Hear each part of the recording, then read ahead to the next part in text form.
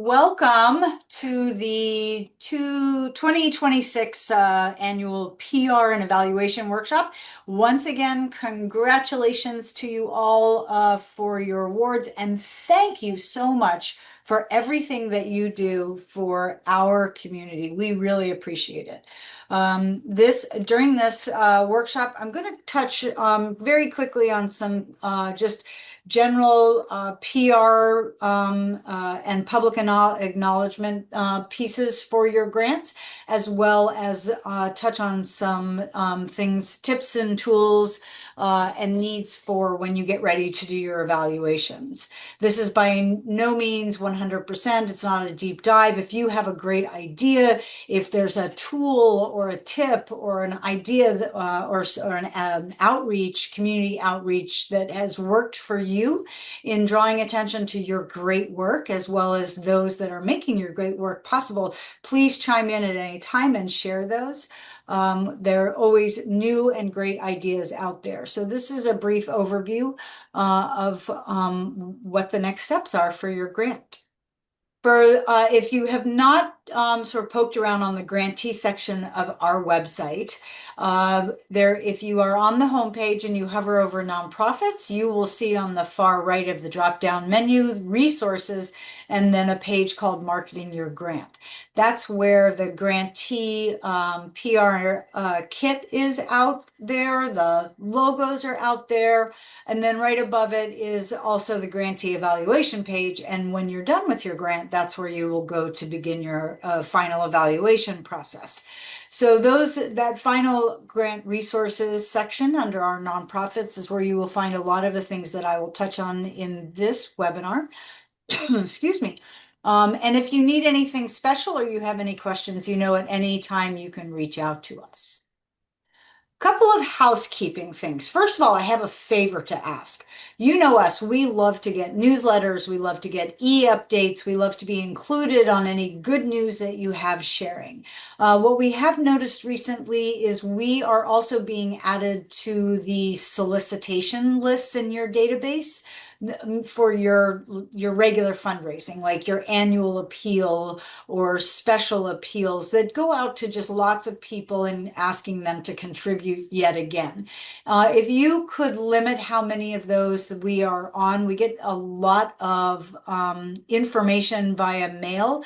So we always want to make sure that it directly relates to your grant and not overlook a special thank you, whether it's for a competitive process grant or maybe a grant from one of our other funds. So if you could just ask your development offices to check your databases and see what we're tagged for. Are we tagged for general solicitation appeals? And if so, if you could keep us from those lists, it's very helpful. Because we do get a lot of stuff, and we also know that it's getting more and more expensive to mail a lot of stuff, and we're working on looking at our lists and who's on our lists, and just because we know that the costs incurred can be quite high. As far as public acknowledgement and public listing for the Community Foundation, my big housekeeping ask is please make sure that in your databases, in your public-facing lists, and any public acknowledgement that you make, you call us the Community Foundation of Middlesex County. Once you've used the full name, you can refer to us as Community Foundation or CFMC. However, our proper name and what many people have gotten to know us as are not the Middlesex Community Foundation. That was a very long time ago, or the Middlesex Foundation, or just the foundation in general. So we do ask that you check your lists and when you're preparing any public outreach or acknowledgement that our name is the Community Foundation of Middlesex County.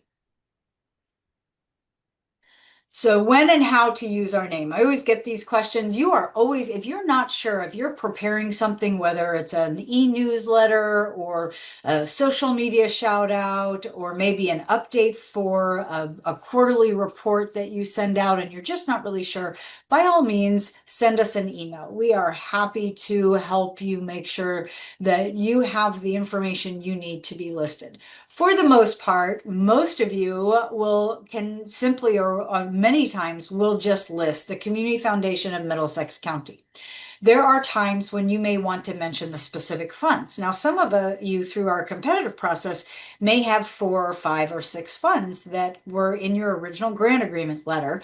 No, you do not need to always list those funds. We just want you to know that thanks to the generosity of so many donors who have established funds for our competitive process here, many of you, we want you to know the funds that made your grants possible, because these donors over the years have been so incredibly thoughtful and generous.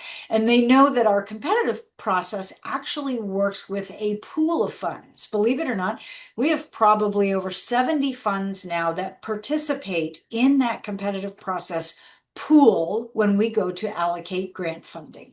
And that's what makes our competitive process grants so important and so wonderful. So many people establish funds to be part of that process. However, there are times when we would like you to specifically thank not only the Community Foundation, but the fund that made your grant possible. So those times you can say that your grant is funded or funded in part by the Community Foundation and its funds, by certain funds at the Community Foundation. So there are different ways to phrase it. It's also in the grant and PR toolkit that we post. For the most part, most of your announcements will probably just say grant funding provided or provided in part by the Community Foundation of Middlesex County. But when there is a time to use that fund name, you can either do our name first / and then the name of the fund, or the fund at the Community Foundation. Same thing with our logos. For the most part, you will be using the Community Foundation logo whenever you need a logo. We do have some asks with regard to that. Whenever possible, we do prefer that you use our full logo. That's the big one right in the middle. It's got the circle. It has our name and it has our tagline. That is the full, complete 100% logo that we use whenever possible. That being said, there are times when you may need to use our logo, and when you start to shrink it down, it gets harder and harder to read that bottom tagline, and we don't want that. So we do have a version that is that we can make available without that bottom tagline for those times when the logo is smaller and you just wouldn't be able to read the bottom tagline, which then makes outsiders wonder what that says. On occasion, you may need to solely use our circle logo. We know sometimes that, space is limited, or there's something special that you're doing, and it really can only use the circle logo. However, that should be used in conjunction with something, whether it's an article or another shout out, or a text box underneath, where at some point you will refer to our whole name with CFMC in parentheses, and that ties it back to that circle logo. The circle logo is becoming more and more well-known in the community, which has been our goal over the many years we've been using this, and so we're very excited about that. Certain grants may have a special logo. Not every fund has a logo with the Community Foundation, but some of our committees that work within the competitive process, we have ways that you could use logos to identify that specific fund that made your grant possible.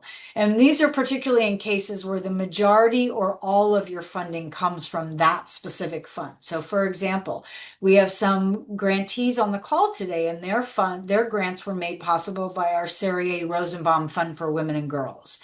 And that fund funded their whole application request for the amount funded. So we would ask that the combined logo be used for that one. The same thing for our Janvrin Fund grantees. Maybe our friends who have grants that were made possible by the Deep River Cares Fund or the Killingworth Community Fund. If it's that specific fund, please reach out to me and I will make those logos available. Now, we have a couple of grants that were made possible by, say, Women and Girls and Deep River, or Women and Girls and Killingworth, or Women and Girls and 8 other funds at the Community Foundation. You do not need to use specialized logos for those public acknowledgements. That one you can use solely with the Community Foundation logo. We don't have many in this round because most of our partnership funding with the Ascend Bank, formerly GSB, occurs in our spring cycle. But should you be a past grant recipient that received primary funding from the fund established by Ascend Bank at the Community Foundation, and maybe you're using the old GSB Community Foundation logo, we do need you to change that to the new Ascend Bank Community Foundation combined logo that's available on our web page, on our website, or by sending me an email. So this is the whole point of the PR part of this is, one, we always love to see what great things are going on. So it's always a good reminder to keep us in the loop all the time. You don't have to wait for the final evaluation. We love updates. We love stories. We actually track maybe your social media or e-newsletters or hard copy newsletters to look for photos and just stories and other great things that tie back with the funding that we've provided you. But all of this is then turned back around and shared with the community. It may be shared with specific donors to funds that made your grant possible.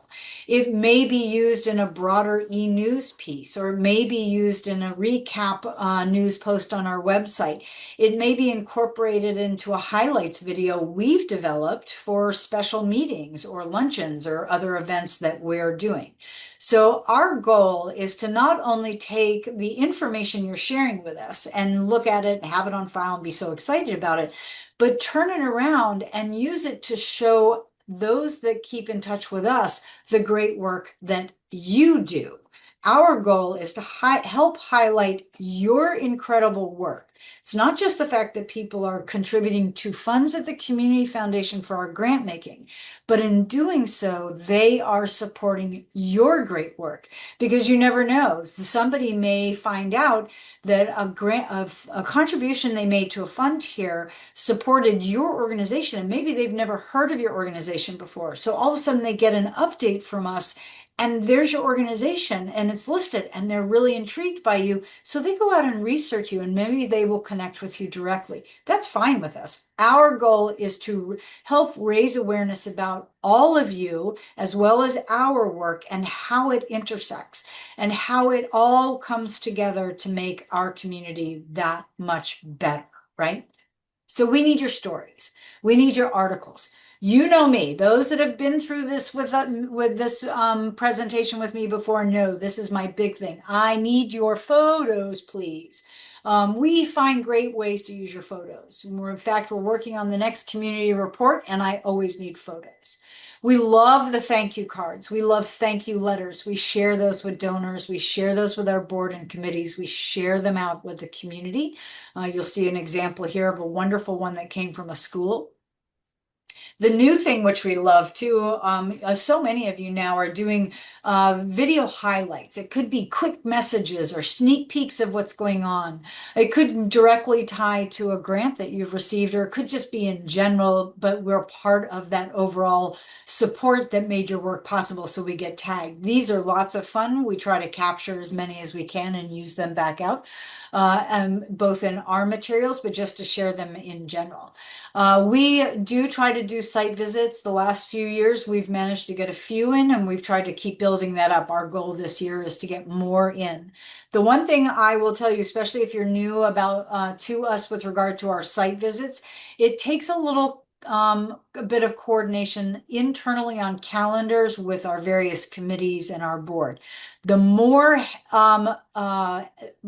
early notification you can give me of dates, especially if it's something specific, if it's a specific program that is meeting on a certain day, the earlier you can let me know those dates and times, the better, because I do invite a number of people, and sometimes it just takes a little coordination on calendars to see who's available. And then, of course, we'll get to it in just a little bit. There's always the final narrative. The narrative that comes in with your final evaluation is another way to help us explain the great work that you're doing and how our support makes it possible. This is just some more that sort of visual examples of how we used it. So just so you know, like the one that says congratulations to our spring 2025 grantees, we grabbed some photos of various organizations, and then it linked to a news post on our website where all of our grantees were listed. I'm preparing that same kind of news post right now with all of you. That will be out in our news section because we're also putting together an e-news to go out to the community, highlighting all of you and giving a big round of applause and a thank you for the work that you're doing. Social media, we are out on 3 channels. We love it when people tag us. As you can see, I will go out and snip your messages. I download your photos. We utilize those in a number of ways. We put them in letters to our donors and our fund representatives. We use them, our board meets 6 times a year. We do some updates at our board to keep them updated on some of the wonderful thank yous and the news and updates and stories we're getting. And then obviously our annual report to the community and throughout our website. I want to stress, many of you work with at-risk populations, and we are very aware of that. We never want to put your populations at further risk. We also never want to make anyone feel uncomfortable. So in the past, I've often gotten questions of, well, what should we do? Because we work with an at-risk population. So how do we show that? How do we help people see that? And one option I know Read to Grow is on here. And this is absolutely one of my favorite photos, both because I love the photo, but also as an example of really thinking out of the box of how to actually show impact through support when the bookmobile visited, but to protect the children, because we are very cognizant of protecting people who do not and should not have their faces appear on social media. So I have to give Read to Grow, because as you can see, this was absolutely adorable. They lined all the kids up, had the kids hold the books in front of their faces. And it was just a lot of fun. And we also liked the other one where they're holding their books up in their back. So that's one way to do it. Another way, my dear friend Claire is here on Shoreline, does a really great job of providing me some options because they work with at-risk populations who may not want to be photographed. So they may send me photos out from the food pantries and the soup kitchen that just shows the abundance of wonderful things that they're putting together to go out to their clients. They also have fabulous volunteers that are willing and happy to actually appear in photos. And we really appreciate that, because we also want to give volunteers a big shout out. We all need volunteers, and we appreciate everyone who gives their time. So those are a couple of ideas.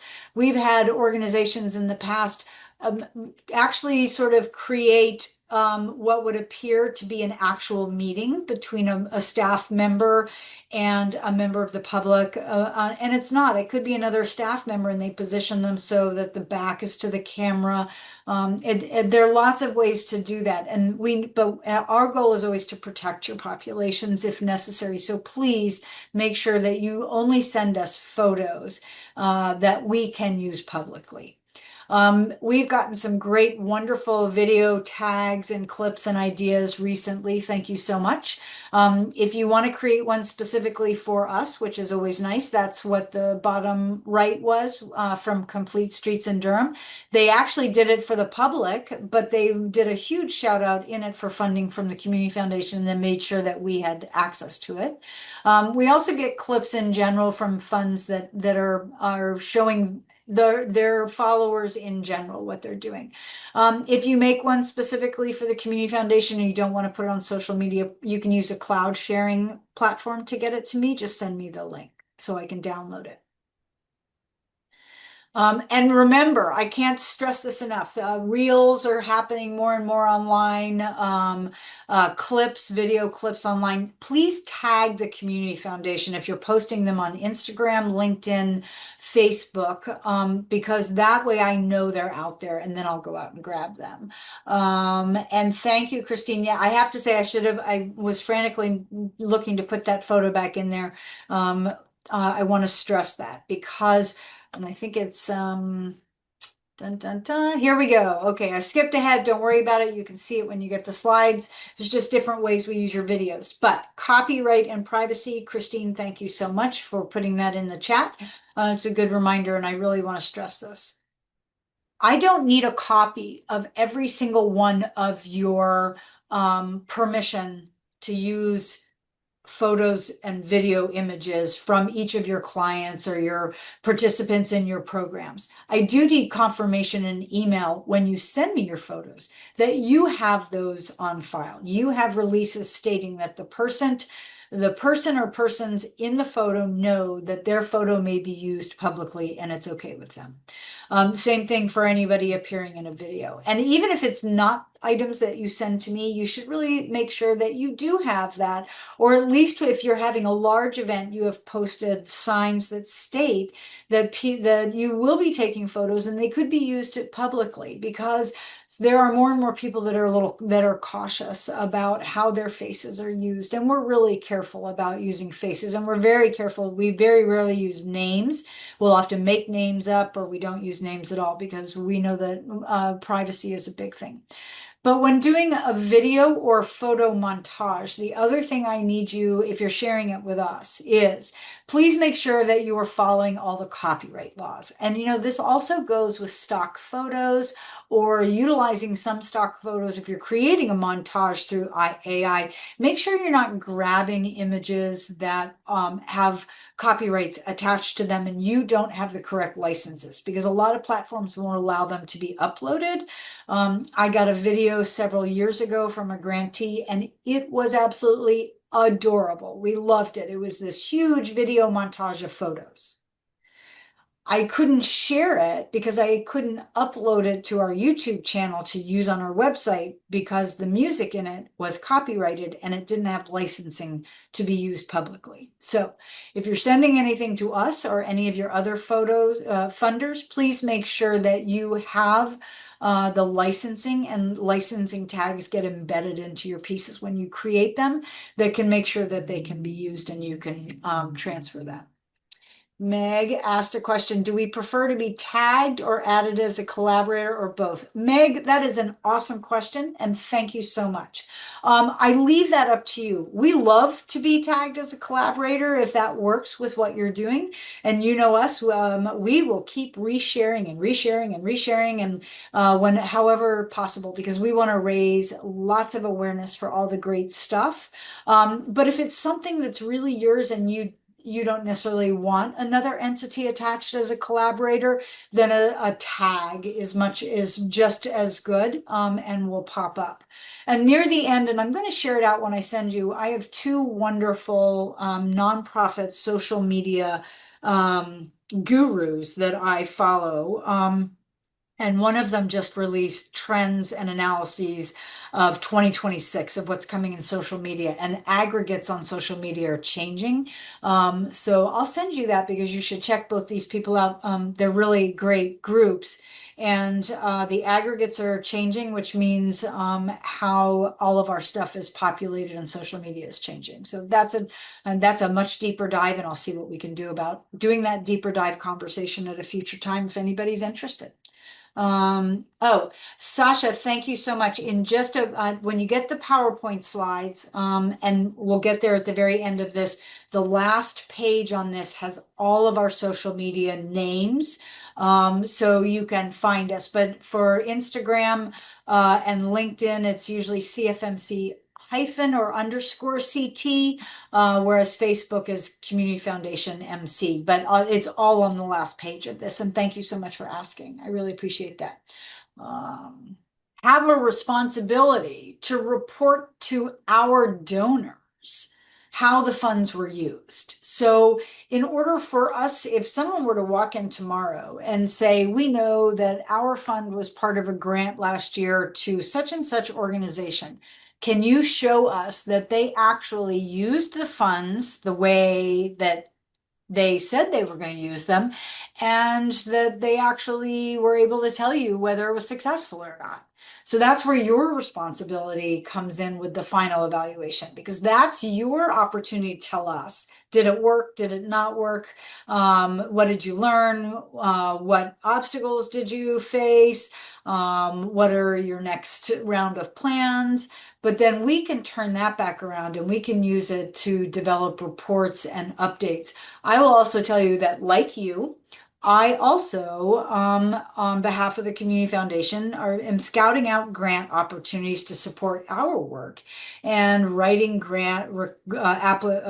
funding requests that require evaluation. Well, because our funds that we raise, so many of them go into grant making, we need that same type of information to be able to report back on the success of the work that we do. And believe it or not, your evaluations help me because it confirms impact numbers of, through you, how many nonprofits are we funding? And then of those nonprofits, what's the total population they're serving? And so it really it becomes this series of connect the dots of information to give a bigger picture. Also, we also periodically get organizations and partners and businesses in the community that are very interested to know how they can give back, and what that would look like, and where the needs are. Your evaluations help us develop those talking points when we're meeting with prospective donors and prospective partners. And it also is very helpful in giving and helping create a fuller picture for our board of the impact of the work of the Community Foundation and the work of our nonprofits. I always get this question, and it's a great question because I know some funders have very hard, firm timelines, right? Ours are not quite so hard date-wise as regarding when should you submit your evaluation. Updates, invitations, good news, that should be ongoing. Please email me anytime. Email Cynthia. You can email the whole team here. Everybody loves to get updates, right? But if you email any updates, any invitations, any photos, links to videos, anything like that, that is ongoing. It goes into the electronic file we keep for of links and updates that we keep for each organization. The final evaluation isn't the only way to share updates. That's why we say anytime, right? We always love to know what's happening. Even if it's not directly related to your grant, it's always fun to know. But the formal evaluation is due depending on the type of grant you received. It's either due if it's a specific program or a project that had a beginning, middle, and end, right? At the time of the end of the program or project, when you can report on your successes, your challenges, your outcomes, your next steps, and the grant funding has been expended, that's when you do that evaluation. If your funding is a slightly broader capacity support grant, it may tie in more with, say, your fiscal year or when our next process starts. Because sometimes you need more examples or a broader look at the work of your organization over a period of time. So, for example, and Claire, I'm not picking on you, but you're an organization that could fit either one. So Shoreline Soup Kitchens and Pantries, we provide support to make food purchases. We don't say to them, you have to use this in second quarter, or you have to use this in the first 3 months of the year, or you can only use this in July, because you would never be able to track that, right? So that evaluation could be maybe at a mid-year point when they know that they have expended so much for food purchases and they have sufficient numbers to report on how things are going for the year. Maybe they just send that as an update with some photos. And then at the end of their fiscal year, when they have all of the information of the total number impacted, the total amount they spent on food, anything else that they face for the year, that may be the time when they submit their evaluation. So that's one of those weird ones that sort of fall in between, right? Because it could meet either way. but that's more capacity support than say one, Christina, I'm going to use yours because it's Camp Bethel and it's a summer program for seniors, and it has a beginning, middle, and end. It's very specific. So at that point, the evaluation is after the camp is finished and all of the numbers are in and all of the expenses have been paid, and you can do your final budget to actual. If you ever need, those are the final evaluation. It's done on our website on the evaluations page. But if in between, sometimes we do request interim evaluations and we have a special like Word document that you can complete for that. Especially if you're experiencing delays.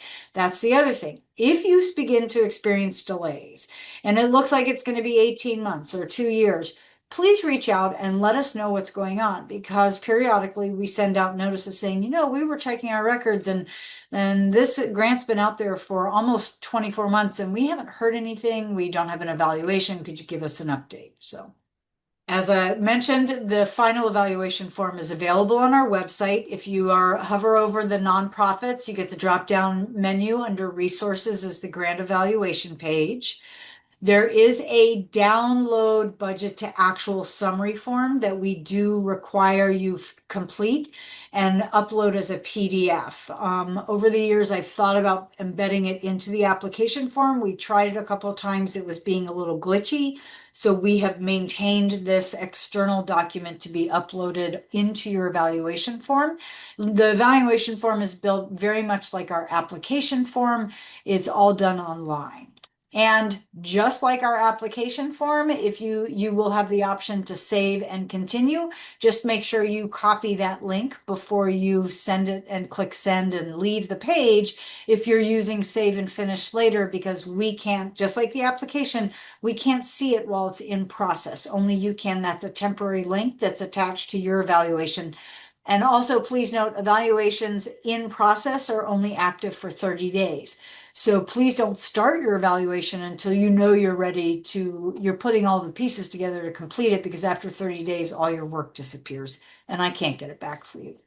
I touched on this a few minutes ago, the difference between like a capacity grant versus a programmatic grant. They're really all the same because you're talking about your mission. You're talking about your actual boots on the ground work in the community. It's the only difference is, did we provide grant funding for a single program? So you're going to speak directly to that program and its outcomes. Or did we provide a broader capacity support because of the type of work you do, but it really is still going to tie right back into the work that you do. So we still want to know the impact outcomes, the numbers served, the specific goals achieved, regardless of which one it is. What to include in your evaluation narrative responses? I will say, for the most part, people are wonderful when they are writing their evaluations for the Community Foundation. It is so detailed. We have lots of things that tie back to your original application. You're really looking at what you positioned in the outset and what you're reporting on at this point. You really are spending time. We appreciate it talking about the outcomes and giving us quotes and heart-moving sort of snippets of, oh, and we can't wait to tell you about this. Periodically, we get one that may only have one or two sentences that is the answer to particularly the primary question, which is the details. Evaluations should be more than one or two sentences because you should be able to tell us. And our evaluation is constructed in a series of questions, unlike the application. So take a look at it before you sort of launch into answering it. But a narrative response is not just one or two sentences. There should be more detail to that. So we do ask you to consider that because we use that information in a variety of ways. We do ask the question, if for those that may be new to us, one of the questions is, were there challenges or obstacles? And guess what? That's okay. I think we all know that sometimes, particularly if it's a new program, it's never going to work 100% exactly as you thought it did, unless you borrowed it wholeheartedly from a sister organization, which is great, and they had already figured out all the challenges and obstacles. But those challenges and obstacles are okay, and that's all part of implementation, right? But it also is really interesting to find out about that because we may hear of a similar program somewhere else, way outside your footprint. And we could say, we really think you should connect with this organization because they did something very similar. And they actually faced some obstacles that they had not envisioned. And you may have found a workaround or an answer or just needed to adjust because you learned something that you didn't know, that may be helpful to another organization. So I think a lot of people sometimes get anxious when they see that question on an evaluation because they think if they answer it that they actually did face something, it means there was something wrong, and it doesn't. It means everything was a learning experience, which is great. The other question I think often on our evaluation that some people struggle with how to answer is the post-grant plans question. Because I think sometimes people, especially if it's a single program, they think, well, it's a one-time program. So post-grant, we're not going to offer it again. And so that's the response. Okay. So, but think about it this way. Did you learn anything during that specific program that actually will lead to the development of another program?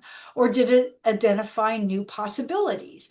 Or did it identify an issue in your community that you had no idea was in existence? So post-grant plans doesn't necessarily mean you're going to keep doing the program. Sometimes it does, and that's what we want to know. But sometimes it's a single one-out project, but there were things that will lead to what you're looking forward to, what you learned, and what will either continue or what's the next step in the development. So those are the things that you need to think about on those questions. Oh, yes, and thank you, Lucy. I will, and I think it's on one of the slides, but we're going to reiterate that several times. So I will say I have a couple of past grantees that have these phenomenal, huge batches of photos and video clips that they want to include, because the evaluation does give you an opportunity to upload some news articles if you've got them in PDF, or a few photos. But I need to stress this, and Lucy is one of the ones who sends me tons of photos, and we use so many of them. But if you have a lot of photos, and I'm talking like megs and megs and megs of photos, do me a favor. Reach out to me if you use a cloud share like Dropbox or Google Docs and can give me permission to download those photos directly. Send that link to me. If you don't have that type of platform, we have one. I can create a share file to use with you, and you can load them up that way, because our platform actually gets overwhelmed if there is a massive amount of attachment to your evaluation form. It's just the server processors can't handle that much information because it's not built that way. So if you have a lot of photos, particularly large, high resolution photos, which by the way, I love, I can use them in lots of different ways. But if you're not sure it's going to come through, email me, or, and we'll figure out a different way. So, because Lucy, I often don't know her evaluations come in until I'm working on the backside of our website and I see it in the list. And I always know it's because she's so great in giving so many photos, but it's the processor can't send it through. So thank you for that, Lucy. That's a great one. Your evaluation checklist. Refer back to your original application. Just make sure that you're speaking about what the original goals and objectives. Did you meet them? If not, what changes did you make? How did you have to adjust? We do want to know when you'll need to quantify the who and the how many served. Please. That's the actual number. This is just like your application. Please do not use the census, okay?